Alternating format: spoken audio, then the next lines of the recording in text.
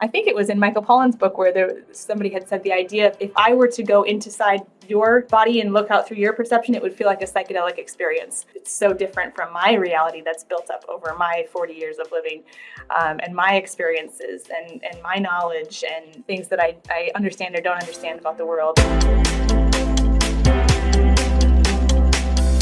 Christine, I am very, very excited for today's conversation and welcome to the show. Thank you. Thank you so much for having me. I'm excited as well. Christine, why are you so passionate and why do you believe in the power and the healing potential that comes with psychedelic medicine? A really dramatic paradigm shift in the way we view mental health, also the way that we view our connection to our planet and to each other. And I think that psychedelics have the potential to dramatically shift people's thinking in a way that meditation, sleep, self-care, they're more like a long-term evolution, and I think for the type of crisis point that it feels like we're reaching with regard to our relationship to the planet, each other, and our own mental health and connection, psychedelics hold a lot of promise for being able to shift a large enough number of people way of thinking that we've just sort of been stuck in and into a new paradigm, a new way of thinking that could be really beneficial for humans as a whole and individually. So being able to witness that happening and support that, there's different channels that psychedelics are moving through. So there's the medical model where, we've got FDA trials for MDMA and psilocybin nearing completion of their phase 3 in the next year or so. We also have recreational movement, cannabis sort of starting the way, but decriminalized nature in a lot of cities that are just moving to change the laws around plant medicines or psychedelics to make it less risky for us to explore consciousness in this way. And then we have the religious movement too, where, this was something that I think Tim Leary and a few people in the 60s tried to, create a church of LSD. But, there are ayahuasca churches that have legal ability to use ayahuasca in the United States. And of course, Native American cultures with peyote.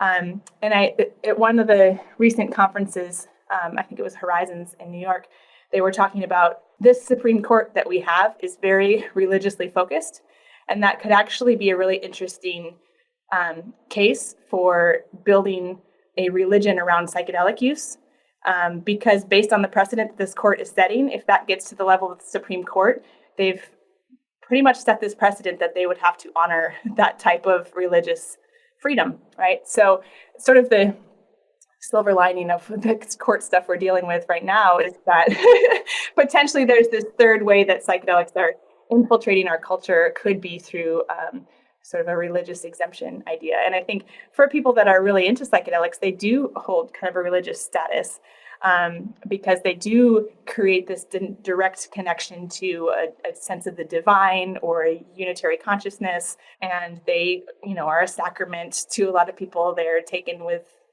reverence. So I think, in all these different ways, the medical, the recreational, and the religious, I see them coming in to the culture and potentially having some really positive shifts. On the same note, that's why I'm really passionate about education and harm reduction, is because they are so powerful.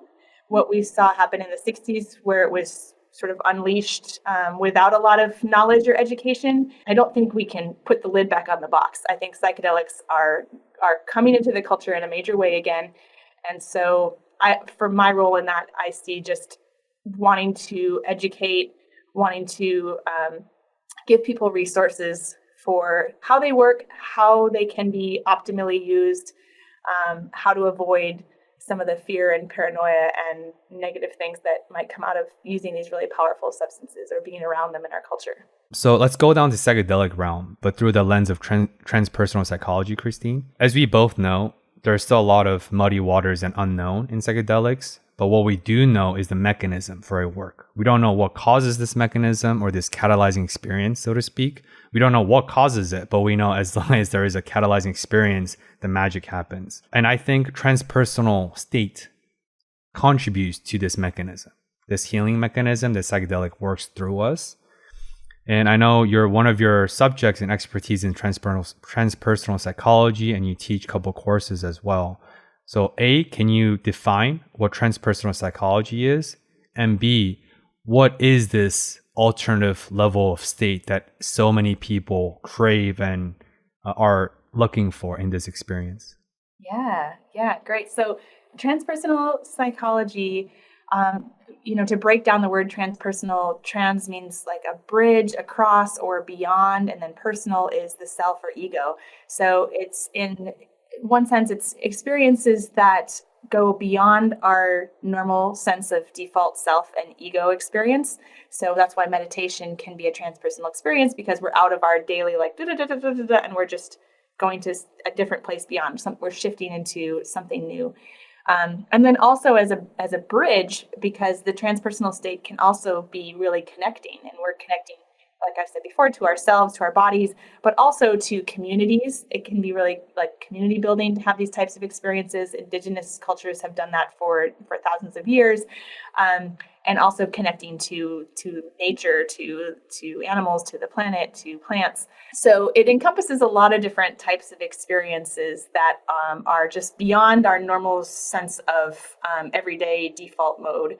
So we as humans are naturally inclined towards these types of experiences. Even a kid just spinning around in circles until they're like super dizzy, they're altering their consciousness. That's why we love, amusement park rides and even swings and merry-go-rounds and stuff like that. But then, as we get older, we start to seek out those experiences through maybe alcohol or drugs or sex.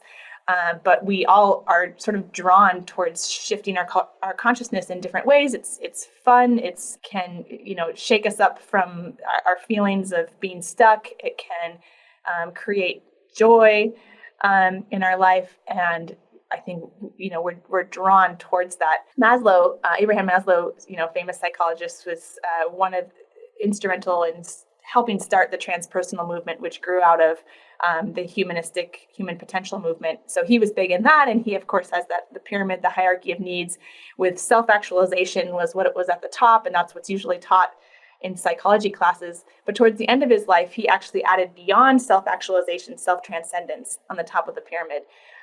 So recognizing that these peak experiences and these moments that it's self-actualization is, living our best life and being our best self, but self-transcendence is just going beyond that to a deeper connection, to having a meaningful life and a spiritual life.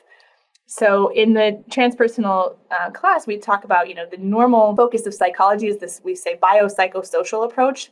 We're biological humans, we're social humans, and we have this psychology that we're interested in.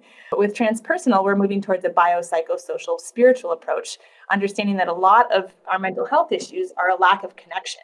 And doesn't necessarily mean a religious connection, but leading a meaningful life and feeling like we have community and feeling like we're connected really helps to give you that full feeling of joy, pleasure, satisfying life. Yeah, so those are the types of experiences that we look at. So yeah, meditation, obviously, breath work, we can do a lot of changing our consciousness through our breathing. Practices like that indigenous cultures have used, like fasting or sauna, sweat lodge, drumming, drum circles, music, dance, ecstatic dance. Sex is a transpersonal experience that is something that a lot of people have access to, and practice, not necessarily in a spiritual or transpersonal way, but it has the ability to be that and to go there. And even birth and death, those are things that we don't practice daily, but those are two given points in our life that we have this capability for this transcendent experience, or maybe not even capability, but maybe necessary experience that shifts us out of the normal default sense of self. So near-death experiences as well. There's lots of different ways that we can access this. And so psychedelics are unique in that it doesn't take, something to just overcome you spontaneously or to build up a long practice. You can just have a psychedelic and it can shift you into a very powerful transpersonal place. And I think that's why they've got a lot of focus and they're really driving the field of transpersonal psychology right now, because it's really nice for our scientific lens to have the ability to reliably create a mystical experience in a person. We know if we give you this particular dose of psilocybin, that you are going to go to this alternate plane of consciousness. And then we can scientifically look at, what happens there and how can we use that therapeutically. So I think that's where psychedelics fit in. It's a really exciting part of the whole transpersonal psychology picture. Creative expressions or drawing or healing, whatever that may be, that's also rooted in transpersonal psychology, by achieving this flow state or this state of consciousness where time flies by, you blinked and you're like, whoa, 2 hours has passed. That's all transpersonal. Or when someone are working or doing whatever they love for 4 to 6 hours, doing research, Excel sheets, and then bam, the workday is over. That's also transpersonal states that we're talking about. So all of us, literally all of us, experience some form and some tier of transpersonal states, but psychedelic is an accelerator in that it just forcibly puts you in this crazy realm, so to speak. And based on how you perceive that experience, it can cause a good trip or bad trip, air quote, even though both trips tell you what you need to work on after the fact. So in our qualitative process, you talked about you love and you like researching or studying the healing ability that comes with our alternative or higher level of consciousness. Can you talk about what do you mean by the innate healing potential that comes with transpersonal states or alternative level of consciousness? The physical metaphor is, if you have a cut and you put a Band-Aid on it, the Band-Aid's not healing the cut, your body is healing the cut. So our bodies trend towards health and wholeness. We just need to create the right environment for that to happen, right? If we put some stitches in a wound, the skin will heal back together in the way that we want it to. So it's recognizing that our bodies are amazing and they have this potential towards wholeness and towards healthiness. And the same thing with our minds. If we can create the right conditions to allow our minds to heal, they want to heal, right? We want to be happy. But oftentimes the conditions are just not conducive to that. So, we've talked about self-care as being important for that, but the transpersonal experience also can shift your mind into out of that stuck state and into more, like you said, a flow state or a healing state. And I think that's what a lot of the research on therapeutic psychedelics is, you're using the psychedelic within the therapy setting. So you're creating the environment for this transpersonal experience to shift your thought patterns in a healthier way. With post-traumatic stress disorder, we're trying to go to the root of what's causing that traumatic stress, what the experience was, and to remap that in our brain to a healthier way of thinking about it, to process it in a different way so we don't get stuck living in that moment and we can move past it. I think, the practices of drum circles, of dance, of sweat lodge, a lot of times were used in indigenous communities when there was a problem that needed to be solved, or to build community, and to bring the community together, which we know psychology has shown for a long time that when you have social support and community, you tend to have better mental health outcomes as well, because that helps create that resilience and helps us overcome the traumas that we experience when we have that social support. And so these transpersonal experiences can help us feel connected in different ways to our bodies, to each other, to the planet, as I've said, and also help build that sense of community. And so it's all about just creating that environment that allows healing to happen and recognizing our own potential for our bodies and our minds to move towards healing when given the right support and environment for that. Being in a non-mediated experiences, right? Because we're talking about mediated experiences like virtual screens, and it's always like we're never going to have only non-mediated experiences, aka being the nature, being outside in person, exchanging oxytocin, serotonin, hugs. It's too late. The technological front ends, it already has happened. We're always going to have mediated and unmediated experiences. But I definitely am part of that number because, especially with my YouTube expansions, I'm always in front of the screen. I'm doing this 3 hours, like 3 times a week, plus research, SEO, marketing. And I live in Los Angeles. The weather is beautiful, but I literally forget I live in SoCal sometimes because I'm just in my studio corner and I love what I do. It's not complaints, but I also have to remind myself that, oh, I'm in a mediated experience container. I need to get myself out forcibly, literally go outside that door, which I forget to do a lot because I'm just working all the time. And I think that's really, really, especially now, right? Especially just globally as a whole, we're dealing with this technological container and we forget that nature is still out there. So your research is on action and perception integrations. And of course, you're a cognitive psychologist. You work on developmental psychology and cognitive development for adolescents. Any ideas on this popular saying, right? The saying goes, our perception literally shapes reality. Absolutely. I teach sensation and perception too, and that's like a big focus of that class, right? Is your perception the same as my perception, and what affects your perception? What's created your differences in perception that are different from mine? Even something so basic as our perception of a color. People like to talk about, is your red the same as my red? And then we have instances where there was that dress on the internet that everybody saw differently, and that just blew people's minds. But that's like basic sensation perception. That what we're doing is there's sensations in the environment which are in the form of either chemicals like smells and tastes that are floating around, or waves like light waves and sound waves. And then we have these bodies that are set up to perceive certain aspects of these sensations in the environment. And the way that we perceive them are different from other species, animals, dogs, bees, plants, would have different sense of the world. But then even from human to human, because so much of the perception part, we have the incoming senses, but then the perception part is our brain interpreting that. And we know our brain interprets that based on our previous experience, based on our motivation, based on our brain state at the time. If we're tired, if we're hungry, if we're horny, if we're angry, that's going to shift the way that our brain interprets the incoming information. And for two people to be in the exact same state is pretty, statistically near impossible. So we're all living in these different, slightly different perception worlds.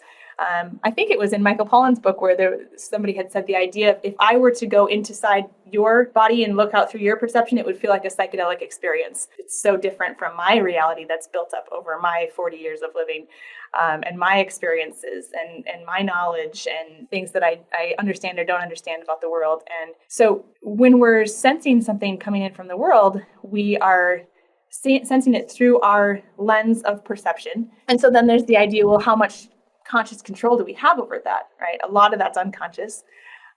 But because it is happening in our brain, there is that element of some conscious control. I can specifically look for something yellow, and then that's going to shift what pops out in my environment. The signs, look for motorcyclists. If you're not looking for them, you don't see them, right? If you check your blind spot and you're just looking for a car, you might miss a cyclist or a motorcyclist or a pedestrian because that's not what you're looking for. So we do have conscious control over what we perceive to a certain extent. And so then can we consciously create an environment that's more comfortable or more exciting for us? It comes back to that storytelling too. If I'm in a negative headspace and I'm going to perceive somebody's interaction as being negative, that's my perception and that's the story that I'm telling. So if I can consciously catch that, and I think meditation helps you have a little bit of space to catch those thoughts because you're practicing examining a thought as a thought and not just like a part of the brain that you can't control, just seeing that thought and saying, oh, that's interesting. What if instead of telling myself that this person is mad at me, I can say they're really busy and preoccupied and they're thinking about something else, but they really do love me and they appreciate me and they value me. And so I can just shift that storytelling, which is shifting my perception consciously. And that's, then recognizing, well, if I tell myself this negative story, then I feel sad and I feel rejected and it's going to make me want to respond in a more negative way. And if I tell myself this other story, then that makes me feel better. So I'm consciously noticing the lens of my perception, the stories that I'm creating, and then sometimes we have that space to consciously shift that story to create a more peaceful, harmonious environment. I mean, you can run the risk of like being delusional and, and telling yourself stories that, oh, I just live in this happy world. Everybody is mad at me, but I'm just like in my world, everybody loves me. So I think you can also go extreme with that too. And so being honest with yourself and with other people. And I think especially when it comes to this example I'm giving of relationships with other people, it really comes down to communicating, because so much of our perceptions of other people are our guesses at what's going on. And so if I can say, hey, I'm sensing that maybe you're feeling mad at me or like upset with me. Is that how you're feeling, or is that just in my mind? Because everybody's got their own little worlds of perception. Like you said, a human's main skill is our language, and we can use that to communicate and try to share an understanding as best we can of what's going on in your head and my head. It's a very relevant because we live in a very polarizing and trigger sensitive society for a lot of people, right? And a lot of that isn't the individual's fault per se. It's just they're deeply unaware of their triggering tendencies, like what ticks them off, what makes them happy, what makes them sad. Because by blocking out your pathways to joy or anger, you're also equally blocking out the other pathway to sadness, other emotions. Like if you're blocking out negative emotions, you're also blocking out positive emotions. And these are all knowledge that psychology talk about. I share that because I fall into the category of I like to personalize a lot via text, because you can't really understand the tonality or sarcasm, or like most of my fights with my family or my partner is from via text because I misinterpreted it. And then I just operate based on this assumption, the missing gap. How we interpret any communication, if it's written, right? If it's not verbal, that you don't have the opportunity to observe the other person's body language, mannerism, maybe are they smiling, right? What's the proximity? If we don't have that, how we interpret that text is a reflection of how we feel at that very moment, always.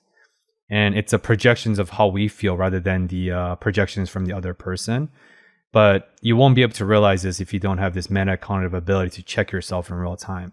And that's why there's so many fights, so many misunderstandings, so many marriage and relationships break, because people are running on weeks, months, and even years based on false assumed context because you never checked in or and that's crazy to me, right? And just think about that, like how many potential married couples with years ahead of their marriage lifespan, they cut it short by decades because they're running on assumptions. And because, as you said, our perceptions don't only shape the reality we reside within, but everyone else who reside in that reality. It also shapes.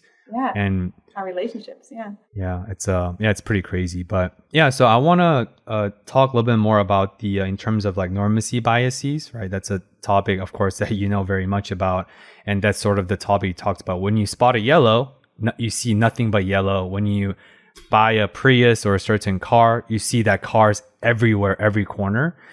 So I want to talk about that a little quick because perception is predicated on normacy bias, or normacy bias is predicated on perceptions. Can you talk about what it is for non-psychology folks and like how prevalent that is in our day-to-day? Yeah, so there's our brain has a lot of incoming information through our sensory receptors, and it's too much to process everything all the time. We would just be overwhelmed.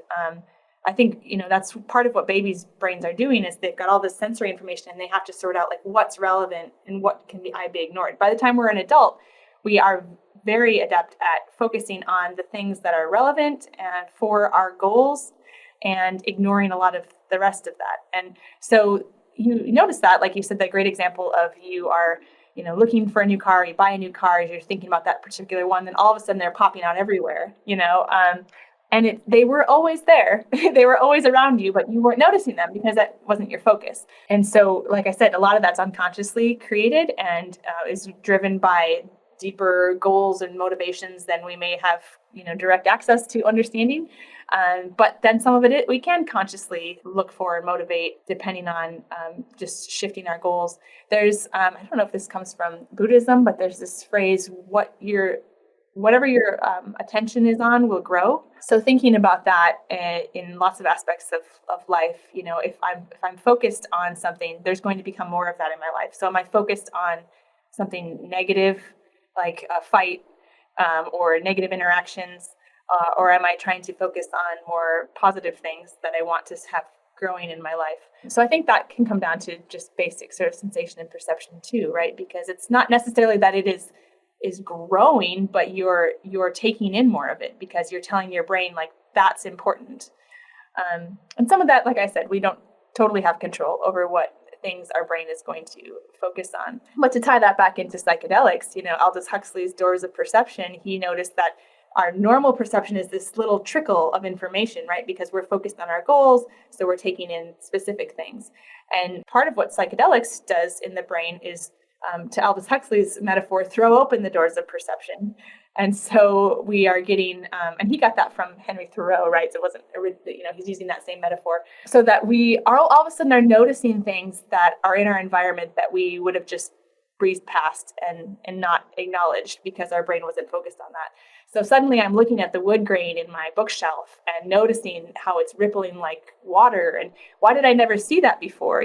Because most of the time my brain is saying the wood grain is not important. I'm looking for a particular book on this shelf. So I think that's psychedelics give us a really interesting window into our own perceptual system and the way that our brain usually takes in information and the ability for that to shift through a conscious or unconscious change. I brought up about normacy bias specifically versus a confirmation bias or groupthink bias, because I think normacy bias literally happens every single day.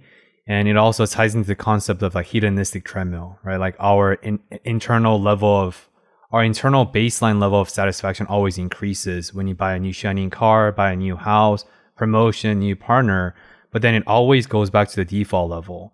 And the most happiness you feel will be the first initial short-term period when you got that new car, when you got that promotions, and then it goes back to zero. And our life is literally a cycle of this. The entirety of our life, we'll do it in our 20s, 30s, 40s, and 50s. And that's what normacy bias is. When it's so constant, it just becomes our background, a noise or information. So that's why I wanted to highlight that, because I think normacy bias is more and more prevalent with digitalizations of the world, social media, everything, right? Because now our perception is not just real world based, it's also digital and virtual perceptions. Yeah, well, how do we move beyond that cycle? Because I think that just feeds into constant hunger and consumerism, right? It's because it's like, oh, I need a new thing, and I need a new thing. I need a new relationship. I need a new car. I need a new TV. I need a new, and then we're just, I think for me, meditation and these other practices can help just be like, it's enough. Like just appreciate your level and the little details of your life instead of needing that fix of something new all the time too. We talked about psychedelics is magical in many, many ways. And there are risk factors, right? Like if you have heart issues, if you have mental illness history, you should not try psychedelics, period, because it could trigger an offset your dormant mental illness genes in your family. So there are risk factors. Definitely, it's not a end all be all for sure. But for those who can benefit from the experiences, I think it best reduce cognitive rigidity that everyone has, right? So what is cognitive rigidity and how do you view what I just said? Yeah, I think the research is definitely supporting that too. This idea of cognitive rigidity is like I was saying, we got all this incoming information. Our brain has to make sense of it and quickly, right? So we use these heuristics, we use these shortcuts. And over time, we have very well-worn pathways, neural pathways in our brain for incoming information. And most of the time it's there because it benefits us, right? It allows us to respond quickly to a situation. I know when I'm driving my car and somebody's merging, I can, if I need to brake or I need to switch lanes, I have these well-worn patterns for how to behave in these specific situations. So the reason we develop cognitive rigidity is because it allows us to respond adaptively in an environment. But sometimes those patterns can become not so conducive to our best health and well-being, especially when we're talking about patterns of anxiety and depression or trauma that have these well-worn patterns where I'm just going to resort back to these depressive thoughts because that's what's been so reinforced in my brain. So the way that brains make connections is through these neural pathways, and the ones that are activated the most get supported and get the nutrients and get stronger, and the pathways that aren't being used will atrophy, and sometimes even neurons or connections will die. And so that's an evolutionary process our brain goes through from birth or even before birth that is helping us to create the most efficient brain for our environment. Our brains are set up to evolve to our environment and adapt to our environment in the best way. So if we notice that we're having patterns that are detrimental to our mental health or our well-being, that's something that you might, through therapy or through other practices, try to shift.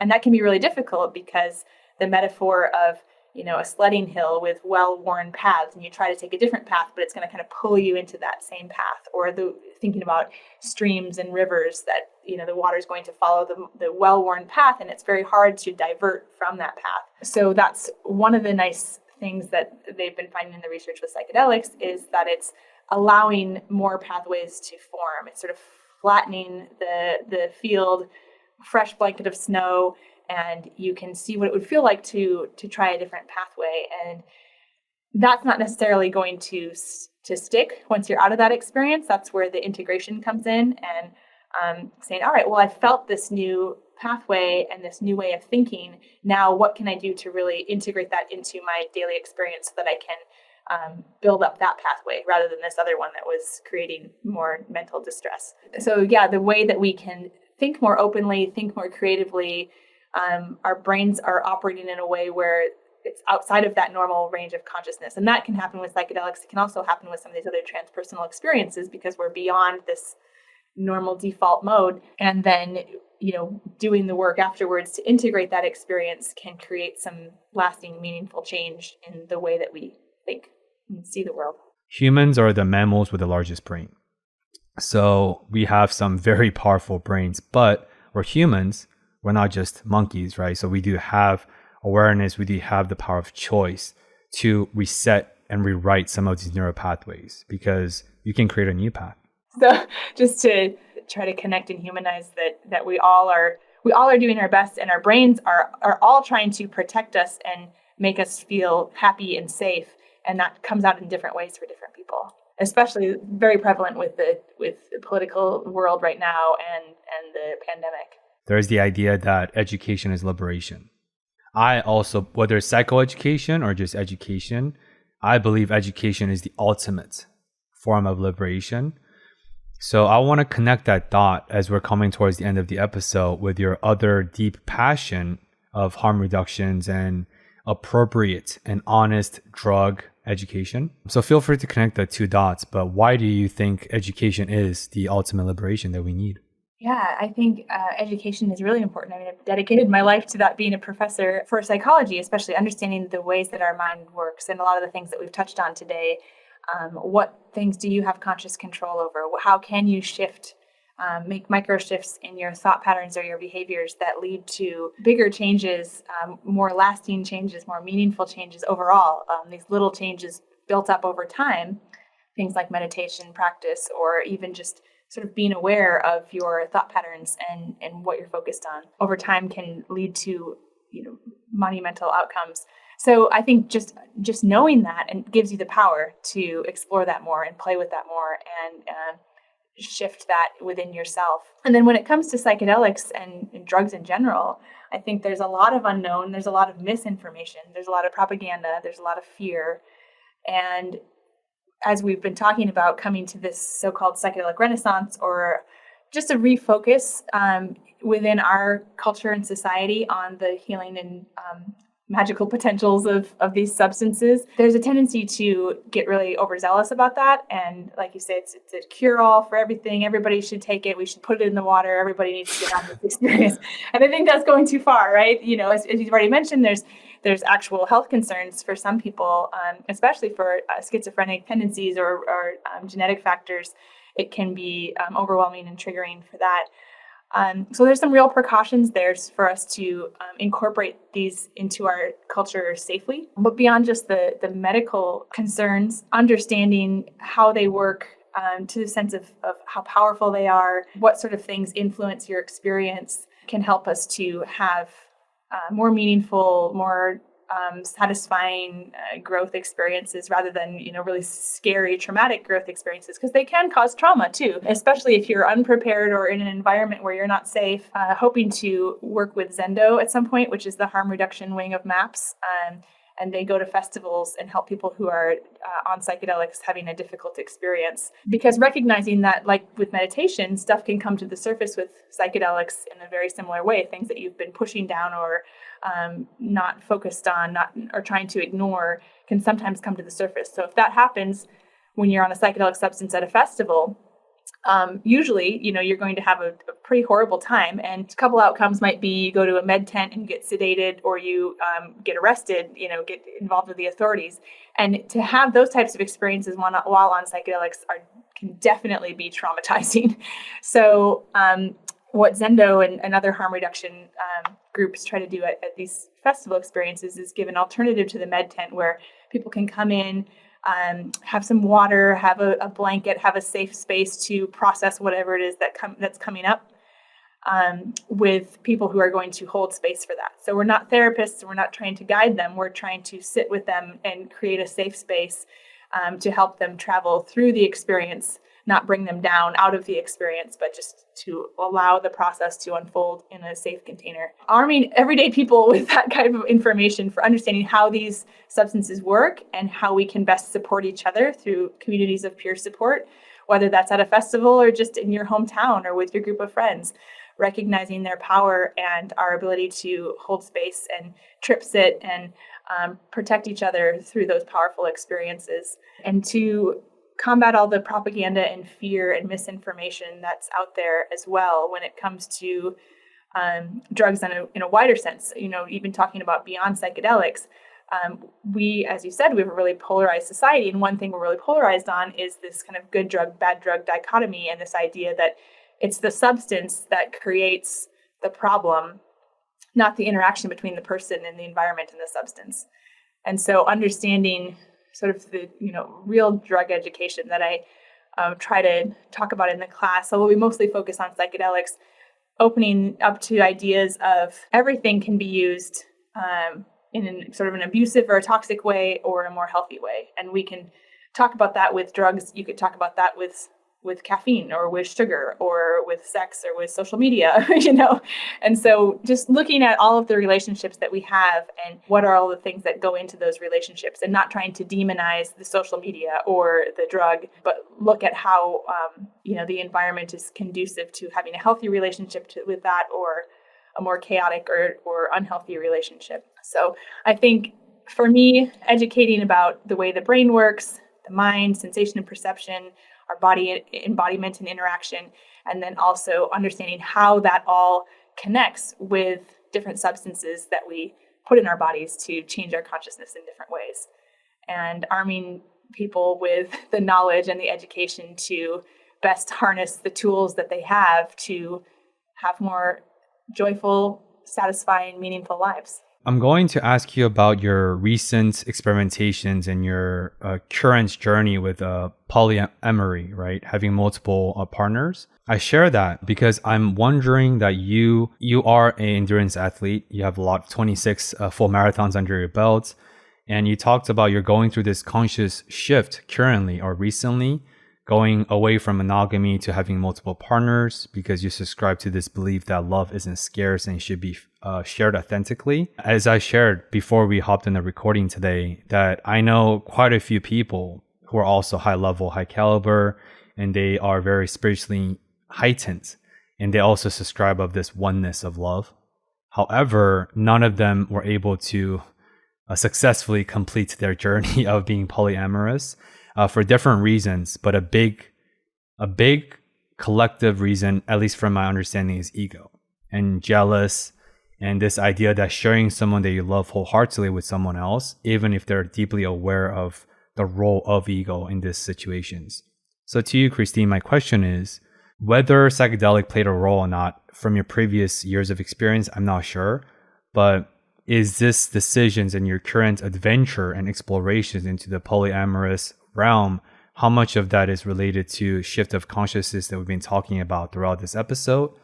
And how do you view the role of ego in this new, romantic or physical or sexual chapter that you're currently in? I would question, what does it mean to successfully complete your polyamory journey? Because I don't know if there's ever goal, I made it. I think we're all just trying to figure out how to relate with people and form relationships the best way at any given point in time. I have experimented with non-monogamy before, and, just in dating multiple people and not necessarily identifying it as polyamory, but just like not having a full commitment to any one person. And then I've also had periods of life where I have been fully monogamous. And I don't know that, for me anyway, that one way or the other is the right way. I think it just depends on what you as the individual are looking for in relationships at any given point in your life. And I think that definitely shifts and flows and changes along the life cycle. For me, currently being a single parent, co-parenting, but not living with the child's parent, having the space to connect with people in lots of different ways without expecting somebody to be a quote unquote full picture, not expecting somebody to be my sexual partner and also my roommate and also my partner that I travel with and like have dinner with and conversations with and fulfilling all of these different aspects of my life. I don't really want somebody to come in and be another parent with me. They've got another parent and I'm good on that. So what I'm looking for right now in this point in my life with romantic connections are just connecting with people in deeper levels. So sometimes that might be sexual, but not all the time. Some people that I just really like to go to dinner with and have long conversations with, or maybe go for a walk, or maybe hold hands and cuddle, but just meeting people where they are and releasing the expectations of them being everything to me or me being everything to them. And it sparked some really interesting self-reflection on just, what the social constructs that we've been brought up with and the expectations about what a relationship or what a partner should be.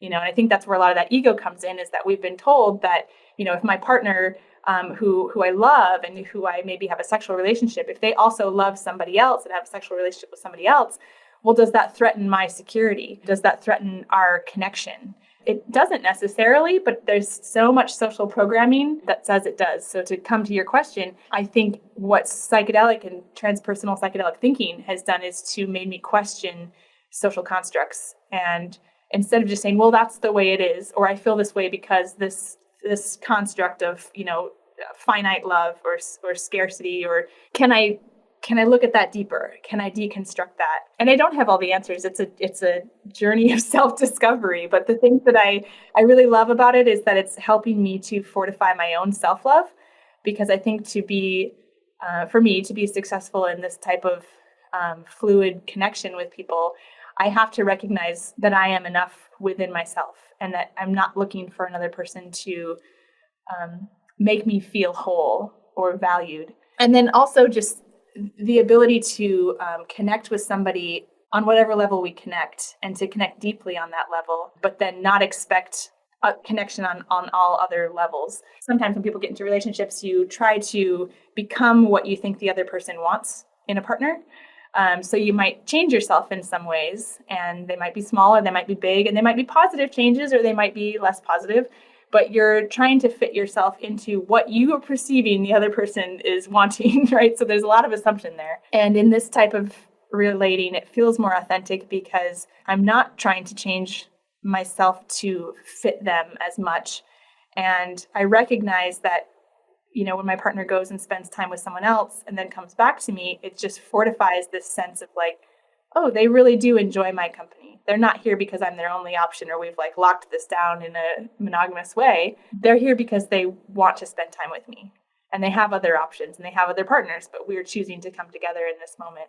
That being said, I think there's a lot of really beautiful things that come out of monogamous relationships as well. That sense of trust and bonding and security that can help both partners grow in really, really beautiful ways, which is why I'm not opposed to going through periods of monogamy again in my life. I think that probably will happen, but I'm just trying to stay open to what is currently feeling the best for me and feeling the most authentic expression of self and love.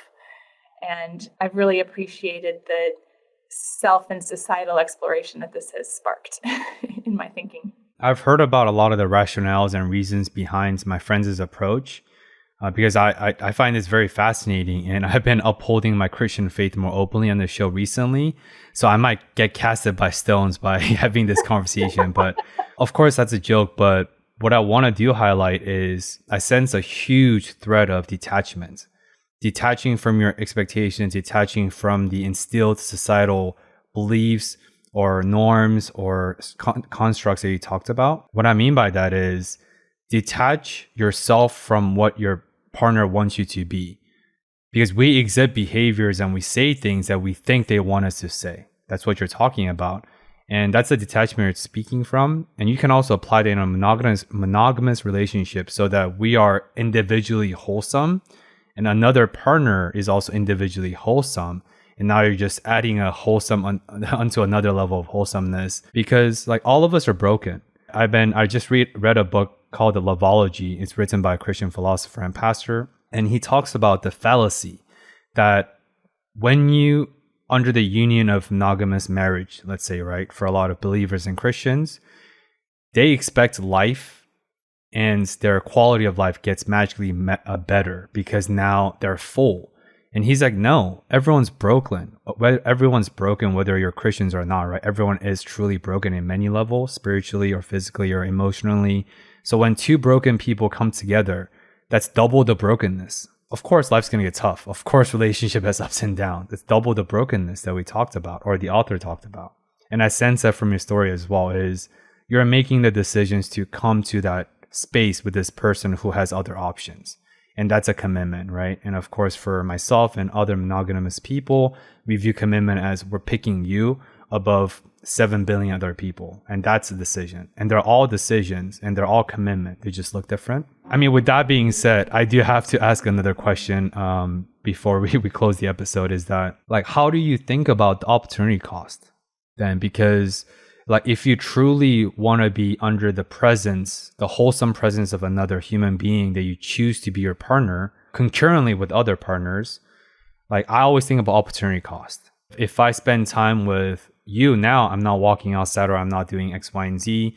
When I'm spending my time sexually or non-sexually with another partner, of course, it's consensual. That's the baseline, right? If I love someone else, then I was like, oh, why don't I just double down on my time? I can just double down the quality time with this person. Why should I reallocate or disperse my energies and finite of attentions and time with someone else? Like, how do you view that rhetoric? Because that's how I sort of view as the biggest downside. Ego aside, if both people with the right intentions, with the right cultivate awareness, I'm sure you can do it beautifully. So it's not the ego, but I'm talking about, I feel like this opportunity cost is still a factor. Yeah, that's something that comes up a lot because, if you even if you believe love is infinite, time is not, right? So if you have multiple people that you're trying to schedule time with and cultivate connections and relationships with, then yeah, you are going to have to make some choices.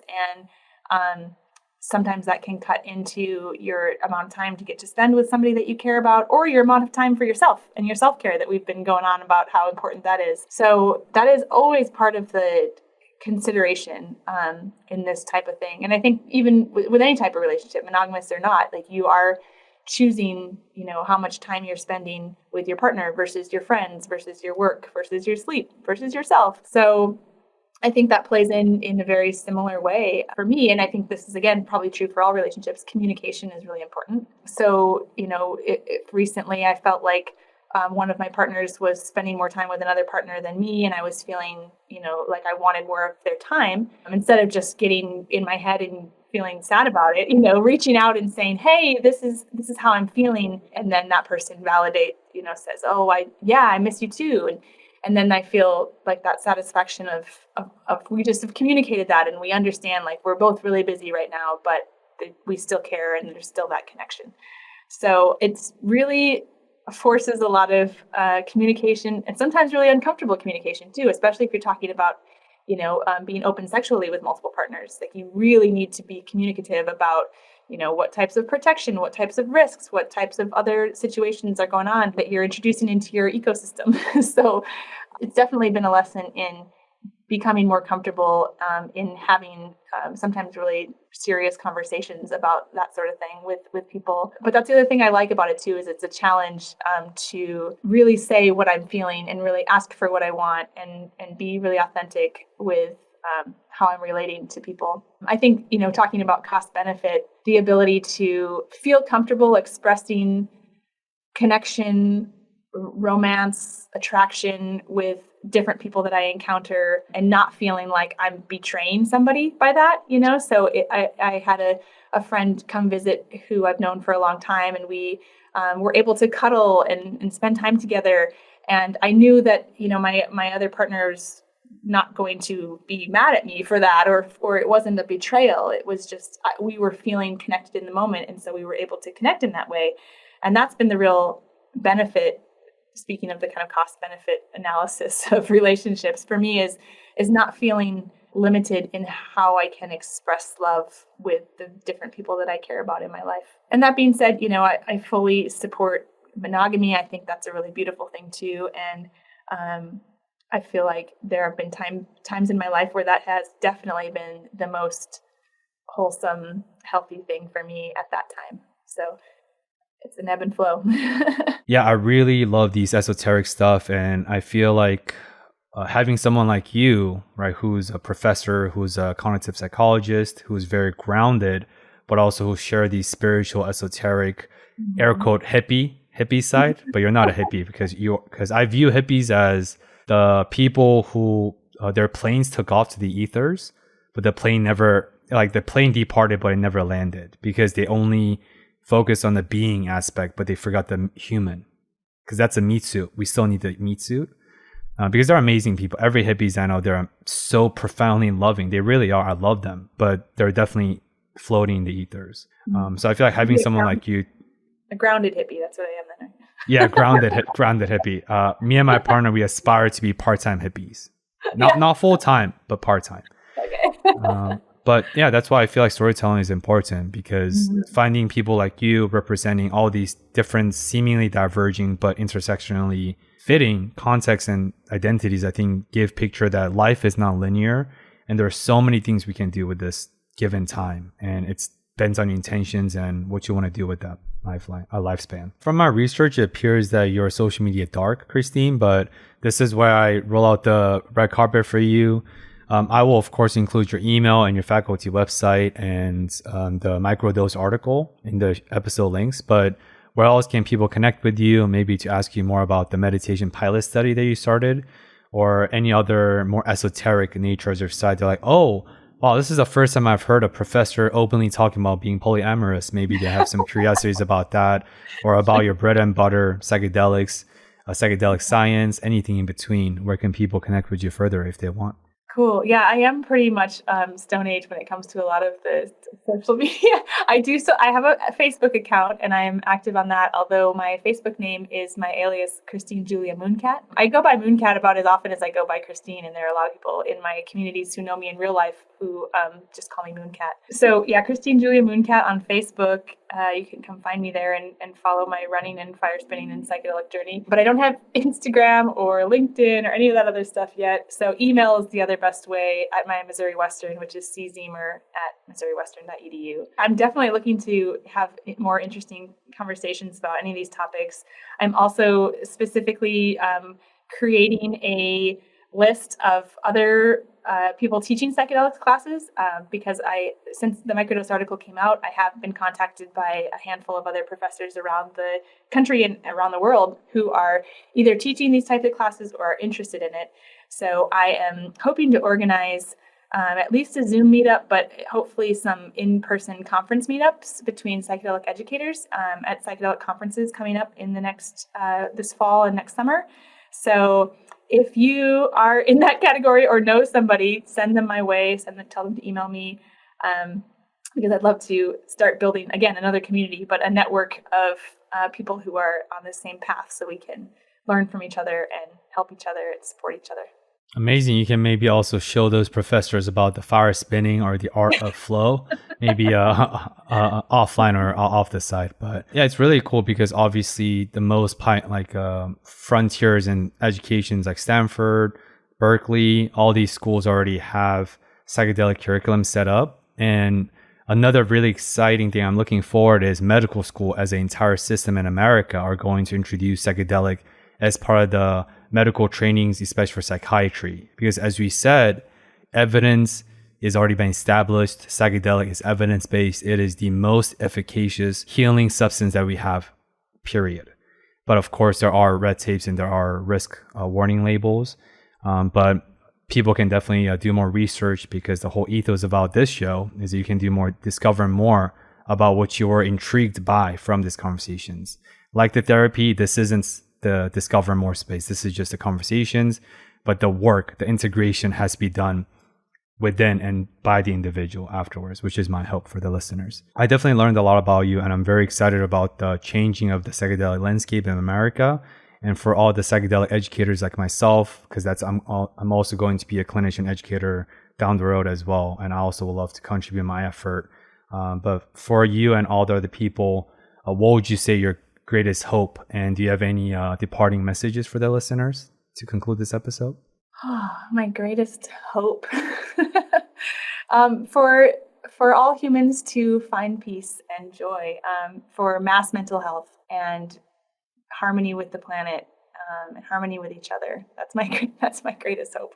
That's a big hope, but I think, I feel like the more that we can visualize that and focus on that and act in small ways towards that goal, then the more realistic it becomes. I think psychedelics is one tool, but I think there's lots of other ways that we can connect with ourselves, each other, and the planet, and create mass mental health so we can have more moments of joy and systemic change to create less poverty and racism and some of these issues that contribute to our polarization and lack of connection as well, lack of feeling safe. So I guess to listeners, on that end, just what ways do you cultivate joy in your life and connection, and how can you help those to grow within your own life and communities? Yeah, this is crazy, because every single parting message or discover more encouragement from all my guests is very similar. Find joy, find what makes you alive, do the things you love. But these are the people I seek out, so it makes sense. That's when it's consistently boring, it's the truth, at least from our lanes of experiences. But yeah, this was a very, very fun conversation for me. And for the listeners, if you have made it to this end, we really appreciate for your time and energy for hopping on this week's train of Discover More with us. And like I said, please reach out to Christine if you have any more additional curiosity, additional things you want to talk you through or ask about. She's very prompt with her email response, and she's very generous and a very friendly person, as you can tell from this encompassing conversations. And with that, as always, to all the listeners, I will include all the episode notes in the link below. And for always discovering more with us this week. And as always, hope to see you again next time in the next week of Discover More. And thank you for listening.